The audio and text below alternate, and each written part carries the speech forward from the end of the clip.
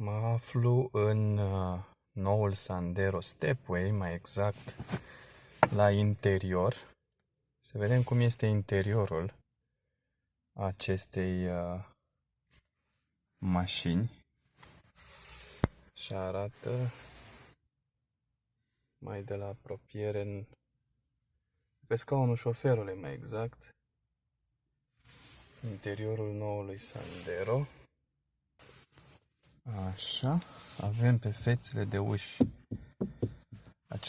avem material tare în continuare, dar față de modelele trecute este mult mai solid, are o calitate mai bună.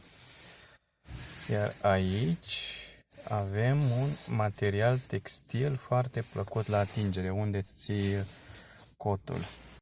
Avem comenzile toate acum pe ușă, mai avem comenzi pe consola centrală, chiar și comenzile pentru reglarea oglinzilor electrice, geamuri electrice cu impuls doar pe partea șoferului.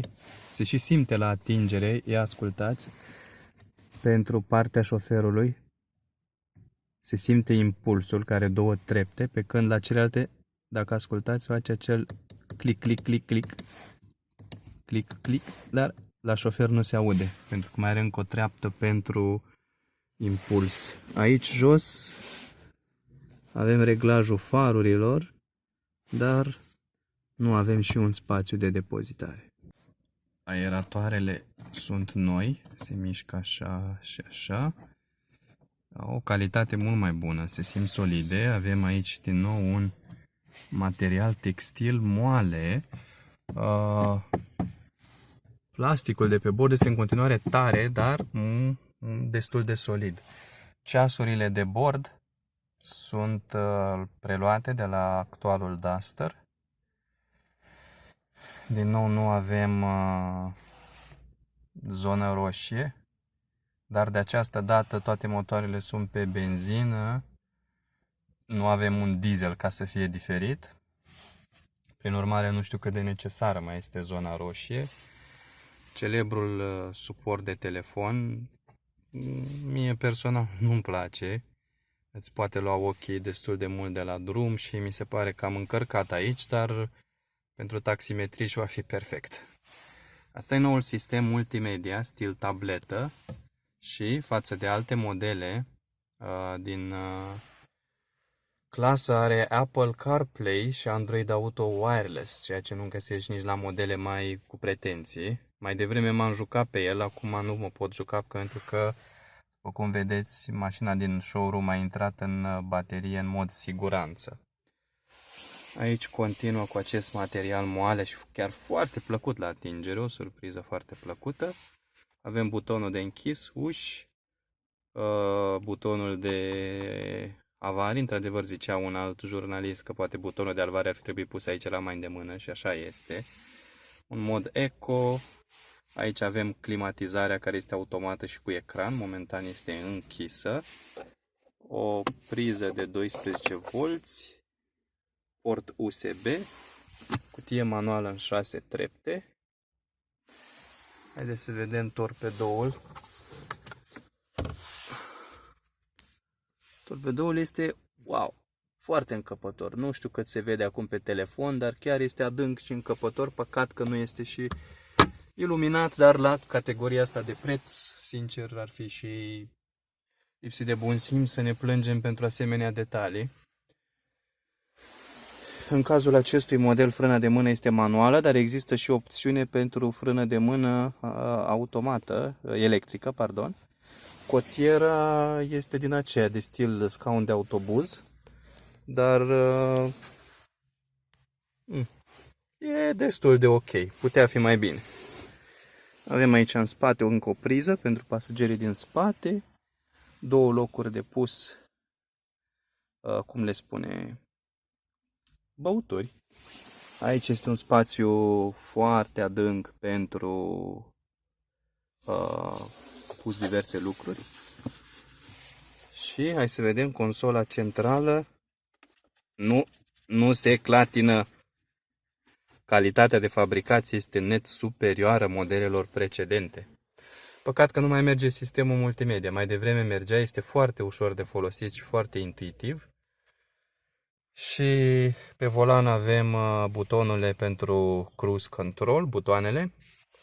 Și aici cred că sunt și câteva pentru meniul de la computerul de bord și da, sunt iluminate din ce am văzut. Clanța este mânerul interior, clanța, folosesc cuvinte arhaice, este nou și inspirat tot de la actualul Duster. Per total, aici în față este o ambianță foarte plăcută. Ce mai avem aici este și un buton de SOS care sună automat la 112 în caz de accident. În rest, avem și senzor de ploaie acum aici. Se vede că e băgat aici. Mașina are și sistem de frânare automată pentru că e obligatoriu acum în Uniunea Europeană, precum și, da, pentru că mulți români au cerut și s-au plâns de lipsa lor, acum au primit airbag cortină. La volan se stă chiar foarte bine. Chiar îmi place cum se stă. Mi-am găsit o poziție destul de plăcută și confortabilă. Două lucruri pe care am uitat să le menționez. Volanul este acum reglabil și pe adâncime, nu doar pe înălțime. Ia să vedem. Da. Am tras de el. Acum e încă nou.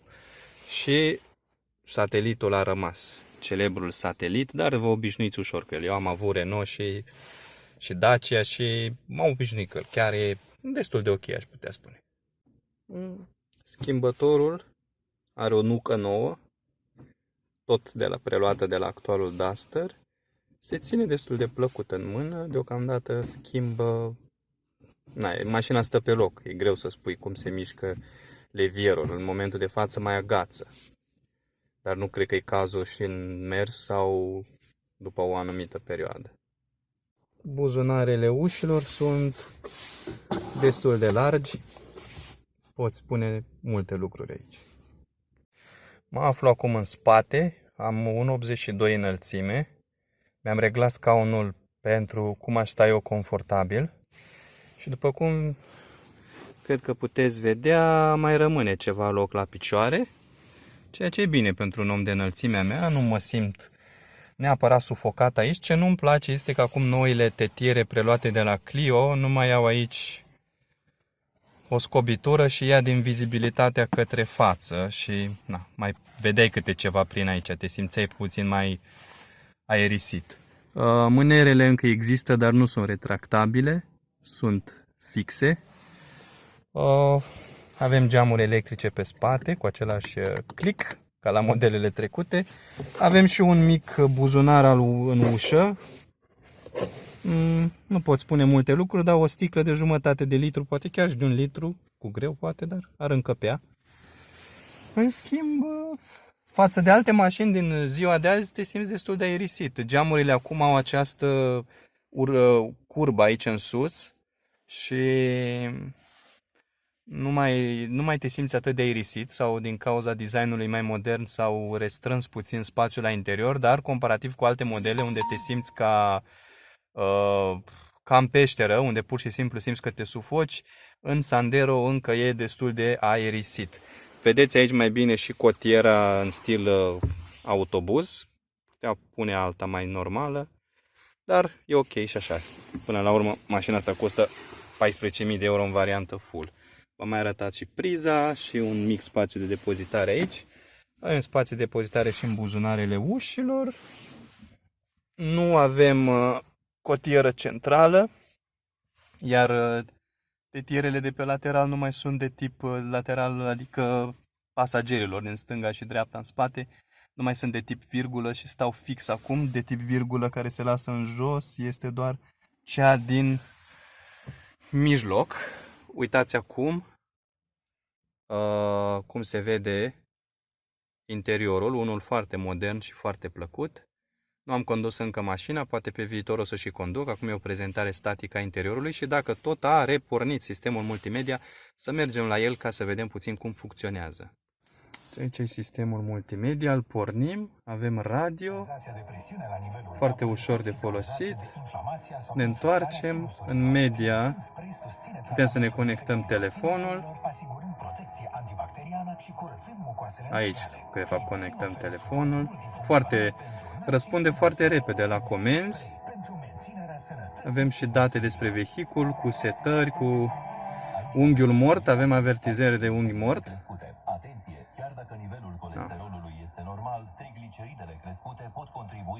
Asistența la parcare pentru senzorii de parcare. Dați să opresc radioul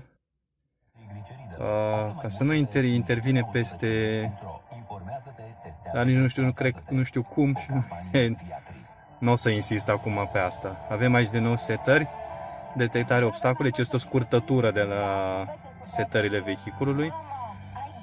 Driving eco, cât de eco conduci, cât de așa. Și cam asta ar fi. Intră bateria din nou în modul de siguranță și îl închidem sistemul. Un alt lucru interesant la interior este acest cârlig, care pot fi agățate diverse lucruri. Acum aflu pe scaunul pasagerului și vă pot spune că, deși lățimea mașinii a crescut foarte mult, cred că are 1,85 în lățime, acum nu prea simți acest lucru la interior. În schimb, atmosfera este destul de plăcută, ca într-o mașină modernă. Acest material moale îmi tot place să-l ating, chiar e foarte plăcut la atingere. Da, și cum vedeți, consola e foarte solidă. Nu mișcă. O calitate foarte crescută la noile Dacia.